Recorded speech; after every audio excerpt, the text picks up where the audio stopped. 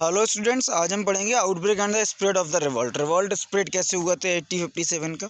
तो ये बैरकपुर से स्टार्ट हुआ 29 मार्च में 1857 में। मंगल पांडे एक सोल्जर्स थे, उन्होंने मना कर दिया कि हम मुंह से उस राइफ़ल का ट्रिगर नहीं खींचेंगे, उसको लोड नहीं करेंगे जिसके बारे में र्यूमर था कि वो किससे बनी है, गाय और सूअर की चर्बी से बनी हुई है। और उसके बाद क्या हुआ, उनको हैंग्ड कर दिया गया, उनको लटका दिया गया, फांसी की सज़ा दे दी गई। उसके बाद कुछ सोल्जर्स ने देखा कि ऐसा हुआ है तो उन्होंने भी इस चीज़ के अगेंस्ट खड़े हुए, और जब अगेंस्ट खड़े हुए 85 सिपाहीज, मतलब इतने सारे सोल्जर्स, तो उसके बाद क्या हुआ, उनको 10 साल के लिए जेल में डाल दिया गया। अब धीमे धीमे सोल्जर्स का रिवॉल्ट स्टार्ट हुआ। सोल्जर्स ने मार्च किया, वहाँ पे जो कैदी थे उन्हें छुड़ाया, वहाँ के जो ब्रिटिश ऑफिसर्स थे उनको मार दिया गया, ठीक है ना, ब्रिटिश प्रॉपर्टीज़ को जला दिया गया, ठीक है। और इस तरह से एक छोटी सी वॉर, सोल्जर्स की जो रिवॉल्ट था वो स्टार्ट हुआ कहाँ, बैरकपुर में और मेरठ में ही है बैरकपुर, वहाँ पे रिवॉल्ट स्टार्ट हुआ 1857 का।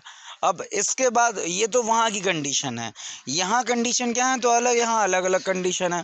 मुग़ल एम्परर्स को उनकी पावर कम की जा रही है। झांसी की रानी पे डॉक्ट्रिन ऑफ लिप्स लग रहा है क्योंकि उनको खुद का बेटा नहीं है, ठीक है। हज़रत महल लखनऊ में यही समस्या है, जो रानी हज़रत महल हैं उनके साथ भी यही समस्या है। तात्या टोपे हैं साथ में, नाना साहब हैं कानपुर के, तो अलग अलग कंडीशन है। और ये जो यहाँ के जितने भी राजा हैं ये अगेंस्ट ट्राई कर रहे हैं खड़े होने का ब्रिटिशर्स के। तो ये क्या कर रहे हैं, मीटिंग कर रहे हैं और एक दूसरे से कंसल्ट कर रहे हैं कि किस तरह से अगेंस्ट द ब्रिटिशर्स लड़ना है। ओके, देखो आगे देखो। उसके बाद क्या होता है 10 में, मतलब जब वो हो गया वहाँ पे बैरकपुर में, जब ये सब हो गया तो 10th में तक वो जो जितने भी सिपाही थे, ठीक, वो आगे अगली मॉर्निंग में पहुँचे। और उनके जब वो दिल्ली पहुँच गए, ठीक, तो उन्होंने क्या किया, बात की, किनसे बात की, अब मेरठ से दिल्ली की डिस्टेंस बहुत ज़्यादा नहीं है, इस चीज़ को बहुत अच्छे से समझना। तो जब वहाँ पे मंगल पांडे की डेथ के बाद बाकी के 10 जो सोल्जर थे 85, उनको जब जेल में डाल दिया गया तो सोल्जर्स का रिवॉल्ट स्टार्ट हुआ। सोल्जर्स ने अपने जो भी साथी थे उनको निकाला, क्योंकि रिलीजियस फेथ लोगों का वीक हो रहा था, कि रिलीजियस फेथ वहाँ पे कमज़ोर हो रहा था। तो वहाँ से उन्होंने वहाँ पे नुकसान किया ब्रिटिशर्स का, और वहाँ से वो पहुँचे दिल्ली। अब दिल्ली क्या था, सेंट्रल था, तो दिल्ली सेंट्रल पे आके उन्होंने क्या किया, ठीक है, वहाँ पे जो मुग़ल एम्परर हैं उनसे मिले, और उनसे मिलने से पहले उन्होंने क्या किया, जितना भी वो नुकसान कर सकते थे ब्रिटिशर्स का, वहाँ पे उन्होंने ब्रिटिश प्रॉपर्टीज़ का उतना नुकसान किया, ठीक। और वहाँ पे फिर वो बहादुर शाह जो जफ़र थे लास्ट मुग़ल एम्परर, उनको कहा कि आप लीड करिए। बात समझ रहे हैं आप। तो मेरठ से स्टार्ट हुई ये चिंगारी, बहादुर शाह जफ़र को एक और सपोर्ट मिल गया इन सोल्जर्स का, और बाकी के ये सारे लोग तो पहले ही से प्रिपेयर थे कि हाँ ब्रिटिशर्स के अगेंस्ट हमें खड़ा होना है। तो ये लोकल रूलर्स हुए, आसपास के बहुत सारे रूलर्स हुए, सॉरी। तो उस तरह से क्या हुआ, एक वॉर की कंडीशन, एक रिवॉल्ट की कंडीशन बनना चालू हो गई, ठीक। उन्हें लगा कि ये अपॉर्चुनिटी है, एक साथ इकट्ठे होकर ही ब्रिटिशर्स को हरा सकते हैं, अलग अलग तो ब्रिटिशर्स को हरा नहीं सकते, तो उन्होंने ट्राई किया, ठीक। अब main centre and the leaders of revolt, तो अलग अलग एरिया पे अलग अलग राजा थे, जैसे आप देख लो, ठीक है।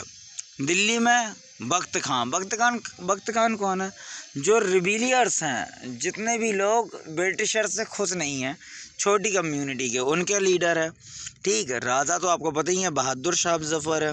कानपुर में नाना साहब है, ठीक। नाना साहब कौन है, तो पेशवा जो थे, पेशवा बाजीराव सेकंड, उन्होंने अडॉप्टेड सन थे नाना साहब, ठीक है। तो नाना साहब थे, और नाना साहब के कमांडर थे तात्या टोपे।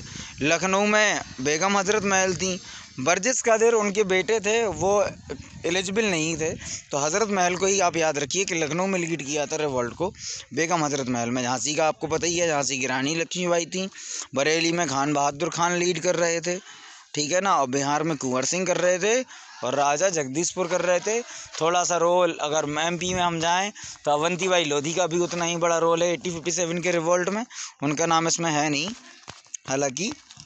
तो इस तरह से ये रिवॉल्ट स्टार्ट हुई, ठीक है। और यहाँ पे अब देखो, अब ये क्या है, ये है कि ब्रिटिशर्स को चारों तरफ से घेरना है, चारों तरफ से उन पे अटैक करना है। अब चारों तरफ से अटैक होंगे तो ब्रिटिशर्स की जो आर्मी है उसको टुकड़े टुकड़ों में बट के युद्ध लड़ना पड़ेगा, टुकड़े टुकड़ों में आके वॉर करनी पड़ेगी, तो शायद ब्रिटिशर्स को यहाँ बीक कर सकें, ठीक है ना। तो स्ट्रैटेजी इस टाइप की थी, लेकिन फिर भी फेलियर हो जाता है।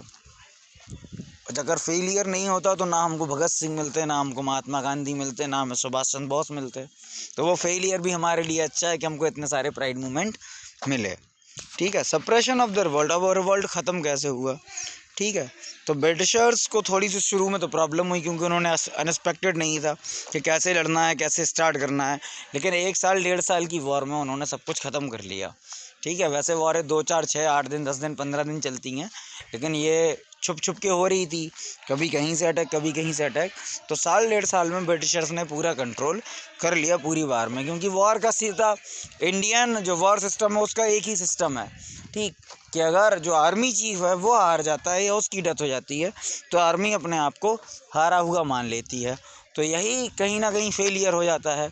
और ब्रिटिशर्स में क्या होता है, जो आर्मी चीफ होता है या जो कमांडर होता है वो बिल्कुल छिप के, मतलब सिक्योर होके वॉर लड़ता है और सबको इंस्ट्रक्शन देता है। और इंडियन वॉर सिस्टम में क्या है कि जो आर्मी चीफ होता है वो सबसे आगे लड़ता है, तो आर्मी चीफ के ख़त्म होने के चांसेस ज़्यादा हो जाते हैं इंडियन वॉर सिस्टम में, ठीक। और जब वो ख़त्म हो जाएगा तो क्या होगा, आर्मी अपने आप पीछे कदम हटा लेगी, तो वहीं से ये सब चीज़ें होती हैं। अब देखो इसको क्या क्या होता है। देखो निकोलसन जो है, ठीक है, निकोलसन ने दिल्ली पे अटैक किया। सर ये आपको याद नहीं रखना है, बस समझ लीजिए 1857 में ही निकोलसन ने दिल्ली को रिकैप्चर कर लिया और कंडीशन वहाँ की बेटर कर ली, ठीक है। बहादुर शाह जफर वैसे ही बूढ़े थे, तो उनको जो म्यांमार है वहाँ की जेल में ले जाया गया था और 1862 में उनकी डेथ हो गई थी। उसके बाद वहीं पे उनके जो दोनों बेटे थे उनको मार दिया गया था। तो मुग़ल्स पूरे ख़त्म हो गए थे टोटल, ठीक है ना। आगे क्या होता है, ठीक, लखनऊ में उन्होंने ब्रिटिशर्स ने 1 साल में ही कैप्चर कर लिया था। और बेगम जो हज़रत महल थी उनको नेपाल भागना पड़ा था। रानी लक्ष्मीबाई के बारे में आपको पता ही है, उन्हें तात्या टोपे मदद कर रहे थे क्योंकि वो बाय मर्थ मराठा थी, ठीक है। नाना साहब भी उन्हीं की वजह से लड़ रहे थे वॉर, क्योंकि वो उनको सिस्टर मानते थे। तो नाना साहब, तात्या टोपे, ये सब झांसी की रानी के लिए लड़ रहे थे। झांसी की रानी ने फिर ग्वालियर का फोर्ट कैप्चर किया, ग्वालियर के फोर्ट से लड़ी। लेकिन जब धीमे धीमे आर्मी कम होती चली गई तो फिर क्या हुआ, झांसी की रानी ने वहाँ से ब्रिटिशर्स को मार के, ठीक, एक जो कैप्टन था ब्रिटिशर हडसन से झांसी की रानी का वॉर होता है, ठीक है। ग्वालियर का फोर्ट झांसी की रानी ने कैप्चर कर लिया था, वहाँ से वो वॉर लड़ी। लेकिन धीमे धीमे आर्मी वीक हो गई। अब आर्मी वीक हो जाएगी, ब्रिटिशर्स के पास तो आर्मी है, क्योंकि ब्रिटिश आर्मी भी है, इंडियन आर्मी भी है, ठीक, वेपन्स भी अच्छे हैं उनके पास। तो वहाँ से फिर झांसी की रानी भागते हुए कालपी में उनकी डेथ हो जाती है, ठीक। हालांकि कोई ब्रिटिशर्स उनको अटैक नहीं कर पाया था, घायल बहुत हुई थी, वो बहुत ब्रेव लेडी थी, तो उनको हम पढ़ते हैं इसीलिए उनको हम याद करते हैं। तो हडसन वॉर में जीता, तात्या टोपे को हैंग्ड कर दिया गया था, नाना साहब भाग गए थे, तो नाना साहब के बारे में कभी पता ही नहीं चला नाना साहब कहाँ हैं। आई थिंक वो नेपाल में भागे थे, ठीक। और इसी तरह से 1 साल में पूरा का पूरा रिवॉल्ट ख़त्म हो गया। अब इसको रिवॉल्ट को हम डिस्कशन कभी दिन अच्छे से करेंगे, क्योंकि उसको टाइम होना चाहिए, बच्चे सामने होने चाहिए, तब रिवॉल्ट थोड़ा अच्छे से समझ में आता है। कंडीशन आप इस तरह से समझ लीजिए कि स्टार्ट होता है मंगल पांडे से। ब्रिटिश में जो इंडियन आर्मी है वो स्टार्ट करती है, वो सोल्जर से स्टार्ट करते हैं और उन्हीं के बाद वो पहुंचते हैं दिल्ली। तो बहादुर शाह जफ़र से बात करते हैं, उनको लीडर बनाते हैं। यहाँ पे ब्रिटिशर्स अपनी पावर को एक्सपेंस करने के लिए नई नई पॉलिसी ला रहे थे। उन पॉलिसी से इंडियंस जो किंग थे वो परेशान थे। झांसी की रानी, नाना साहब, तात्या टोपे, बिहार के राजा थे एक जगदीश, अवंती बाई लोधी थी। तो इन लोगों ने अगेंस्ट में आके तैयारी की, एक दूसरे से हेल्प ली, कोने कोने में लड़ा, अलग अलग ब्रेक्स हो के सीरीज़ में ट्राई किया था कि ब्रिटिशर्स को हराया जाए। लेकिन ब्रिटिशर्स शार्प थे, समझ गए। कई जगह से जो चीज़ें थी उनके अगेंस्ट, मतलब ब्रिटिशर्स को काफ़ी सारी नॉलेज या इन्फॉर्मेशन पहुंच गई, तो वहाँ से भी ब्रिटिशर्स को हेल्प हुई और रिवॉल्ट फेल हो गया। और साल 1.5 साल में ही ब्रिटिशर्स ने पूरी कंडीशन को अपने अंडर में कर लिया। इसको हम ऐसे भी कह सकते हैं कि दूसरी कंट्री या अगल बगल के जो स्टेट्स में जो प्रिंसली स्टेट्स थे, वहाँ के राजाओं ने इंडियन राजाओं का साथ नहीं दिया, वो ब्रिटिशर्स के साथ खड़े थे। जैसे ग्वालियर है, तो ग्वालियर का किंगडम पूरा ब्रिटिशर्स के साथ था, ठीक है ना। छोटे मोटे और प्रिंसली स्टेट्स हैं, वो भी ब्रिटिशर्स के साथ थे। अगर वो इंडियन किंगडम के साथ होते तो कंडीशन कुछ और होती। अब जो फेलियर ऑफ रिवॉल्ट है हम उसको देख लेंगे। सॉरी, यहाँ से देखेंगे। The area of the revolt were limited to Delhi, Meerut, Awadh, Bihar, Rohilkhand and their neighboring territories, the entire South India, Punjab and their territories towards its north and west, Rajasthan, Gujarat, Madhya Bharat and Bengal remain aloof from the revolt। तो इतने सारे states में हुआ ही नहीं था revolt. अब जब नहीं होगा तो कोई प्रॉब्लम ही नहीं होगी, क्योंकि पंजाब में ब्रिटिशर्स ने पहले ही तेग एक बहादुर गुरु तेग एक बहादुर, आप क्लास 8th में पढ़ेंगे, 8th में ही तो आपने पढ़ा था, चैप्टर 2 में, तो वहाँ क्लियर हो गया था कि ब्रिटिशर्स ने पहले ही कैप्चर करके रखा था। आगे क्या है, lack of planning. The primary cause is failure, however lack of the planning and the absence of a central organisation. The rebels lacked an ideology programme for the capture areas, lack of military skill to march the British force, attitude of the rulers, limited supports, weak leadership weak. हाँ, ये हम कह सकते हैं कि बहादुर शाह जफर बहुत बूढ़े राजा थे। अब बूढ़े थे तो उनसे कुछ होता ही नहीं था, तो वो कुछ करने के कैपेबल ही नहीं थे, ठीक है। एक्टिव राजा होना चाहिए, क्योंकि मिलिट्री जो है वो एक्टिव राजा के नीचे अंडर में ज़्यादा काम करेगी। मुगल्स इसीलिए हमारे यहाँ सक्सेस हुए हैं, क्योंकि मुगल्स जो होते थे वो अपनी आर्मी के साथ रेगुलर कांटेक्ट में रहते थे, उनको इंगर्ज करा करते थे। तो ये एक रीज़न है फेल होने का, लिमिटेड सपोर्ट है, ठीक है। सोर्सेस नहीं थे, इंफॉर्मेशन कम पहुंच पाती थी यहाँ से वहाँ, तो वहाँ से हुई। The effect of the revolt on the government of India act. जैसे ही ये हुआ तो ब्रिटिश क्राउन ने एक एक्ट ला के भेजा जिसको गवर्नमेंट ऑफ इंडिया एक्ट कहा गया, उसको हम पढ़ेंगे।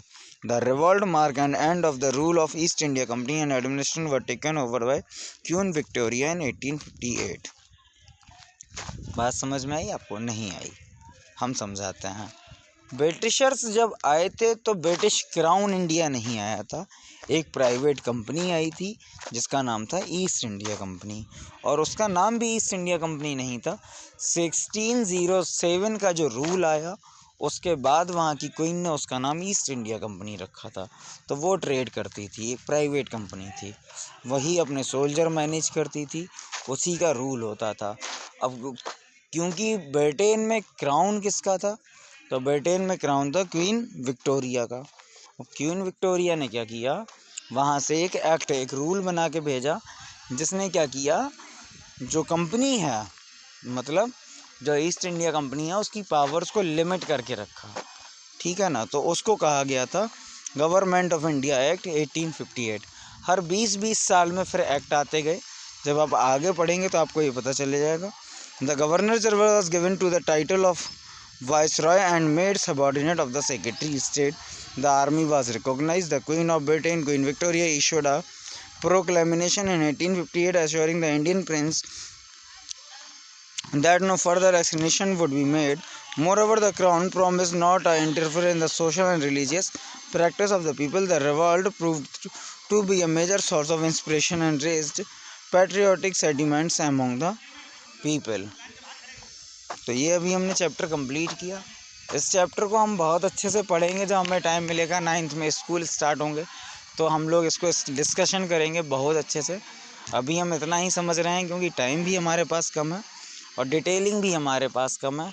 सामने से जब बच्चे होते हैं तो वो क्लियरिफिकेशन अच्छा आता है, वो ऑनलाइन पे इतना समझ में नहीं आता, तो इसको आप पढ़ सकते हैं चैप्टर को। थोड़ा बहुत इन्फॉर्मेशन अगर आपको इंटरेस्टिंग लगता है तो आप गूगल से पढ़ सकते हैं, आप समझ सकते हैं कि तात्या टोपे का क्या रोल था, अवंती बाई लोधी का रोल क्या है, झांसी की रानी का रोल कितना इम्पैक्ट है। तो झांसी की रानी का तो हमने मूवीज़ वगैरह देखी हैं तो हमें पता चल जाता है, लेकिन ओवरऑल अगर हमें समझना है तो इसको हमें बहुत अच्छे से समझना होगा।